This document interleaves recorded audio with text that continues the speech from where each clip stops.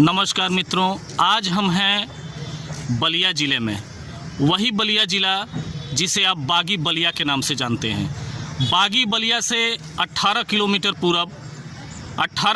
पूरब नगर पंचायत सहतवार में आज के दिन यानी 30 अक्टूबर 2021 के दिन मदेसिया समाज के लोगों द्वारा बाबा गणिनाथ का पूजन अर्चन किया गया। इस अवसर पर समाज के लोगों द्वारा कुछ आवश्यक दिशा निर्देश दिया गया।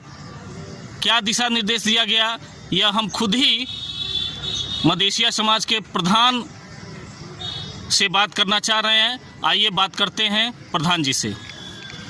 प्रधान जी, सबसे पहले आप अपना नाम और पूरा परिचय बताएं। मेरा नाम राजकुमार गुप्ता है, सन ऑफ स्वर्गीय रामेश्वर प्रसाद, सहतवार बलिया। वर्तमान समय में सहतवार के मदेसिया समाज द्वारा सर्वदलीय बैठक में मुझे सर्वसम्मत से प्रधान पद के लिए हर्षध्वनि से निर्वाचित किया गया है। क्या कारण है कि आप बाबा गणिनाथ मंदिर पर पूजा न करके कहीं अन्यत्र जगह पूजा करवा रहे हैं, इसका क्या कारण है? इसका कारण है कि मेरे निर्वाचित होने के बाद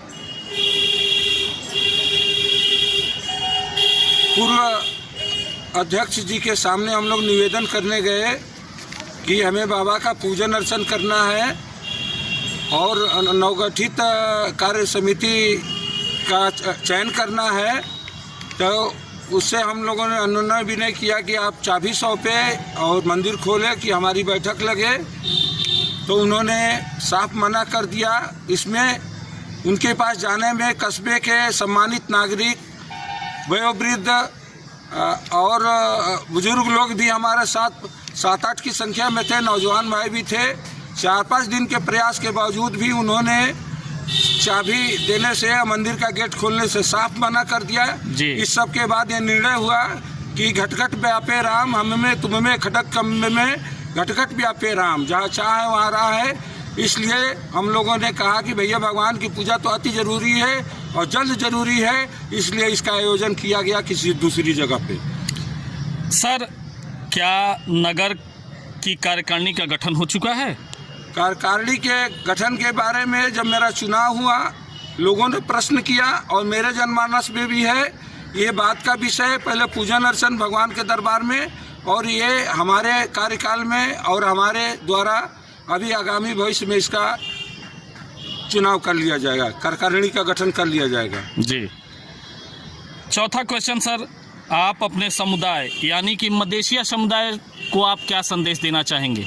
मदेसिया समुदाय को संदेश देने के पहले मैं बताना चाहता हूं सर आपको कि समाज में आपसी द्वेषता, कटुता, प्रेम का बहुत अभाव है और ये बढ़ता ही जा रहा है।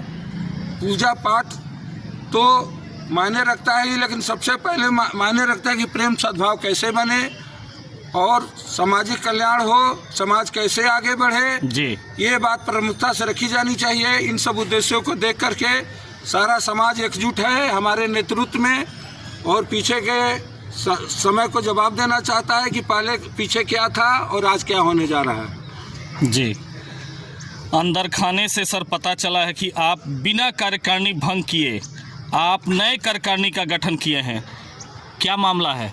मामला कुछ नहीं है। विगत 13 वर्षों से हमारे पूर्व अध्यक्ष जी का शासन चल रहा था, उनकी व्यवस्था चल रही थी और पूजा पाठ के अतिरिक्त कोई व्यवस्था नहीं दिख रही थी जिससे समाज का कल्याण हो। और सारे जनमानस में हमारे वयोवृद्ध अंकल जी बैठे हुए हमारे समाज के हैं और मौके पर तो आप हैं, ऐसा 50 की संख्या में हमारे सम्मानित वृद्धजन और नौजवान साथी ठगा महसूस कर रहे थे, घुटन महसूस कर रहे थे कि पूजा पाठ के अतिरिक्त भैया समाज की आगे बढ़ाने के लिए और सोच होनी चाहिए, जो कि नगण्य था। और इसके तहत उन लोगों ने हमें निर्देश दिया कि आप डोर टू डोर जाइए और सबको 19 तारीख को चुनाव की तारीख घोषित कीजिए। ये भी सर्वेक्षण में मालूम हो कि लोग चुनाव चाहते हैं कि नहीं चाहते हैं, बदलाव चाहते हैं कि नहीं चाहते हैं। समाज के विकास के लिए बदलाव जरूरी है इसके बारे में एक पंक्ति याद आती है माननीय भूतपूर्व चंद्रशेखर जी की, युवाओं आपको आना होगा, आगे आना होगा और समाज को बदलना होगा, समाज की तरक्की के लिए बदलाव जरूरी है। तो इसी सोच के तहत हमने नगर में डोर टू डोर भ्रमण किया, करीब 225 घर का भ्रमण किया सर, जिसमें सारे लोगों ने कहा कि 19 तारीख को चुनाव जरूरी है, सिर्फ 21 आदमी को छोड़ करके। उनका मत था कि कभी भी चुनाव नहीं होना चाहिए। हमने अपने दिमाग में रखा कि प्रत्येक 3 वर्ष में चुनाव अच्छा होना चाहिए, उसकी बैठक होनी चाहिए प्रत्येक 3 वर्ष पे, चाहे कितना भी अच्छा अध्यक्ष काम कर रहा हो, प्रधान काम कर रहा हो, बदलाव के लिए बैठक हो जानी चाहिए। और तो बाकी 200 के करीब लोगों ने मत व्यक्त किया कि चुनाव होनी चाहिए 19 तारीख को, और 21 आदमी ने कहा कि नहीं होनी चाहिए। तो बैठक हुई और उस बैठक में सर्वसम्मति से निर्विरोध हमें हर्षध्वनि से 19 तारीख को प्रधान घोषित कर दिया गया। सर लास्ट क्वेश्चन है, इस सिलेक्शन के आधार पर, इस सिलेक्शन का क्या आधार है, विस्तार पूर्वक बताएं। इस सिलेक्शन का आधार है वही सोच और घुटन जो जनमानस में अंदर अंदर चल रहा था। लोगों में छटपटाहट थी कि समाज के विकास के लिए बदलाव जरूरी है, युवाओं को मौका देना चाहिए, और हर चाहे वृद्ध हो, नए लोग हैं, उनके सोच में क्या चल रहा है, उनके सोच के अंतर्गत क्या होना चाहिए, तो इस सब को देखते हुए ये सब घटित हुआ है। बहुत बहुत धन्यवाद राजकुमार जी, आपका दिन मंगलमय हो।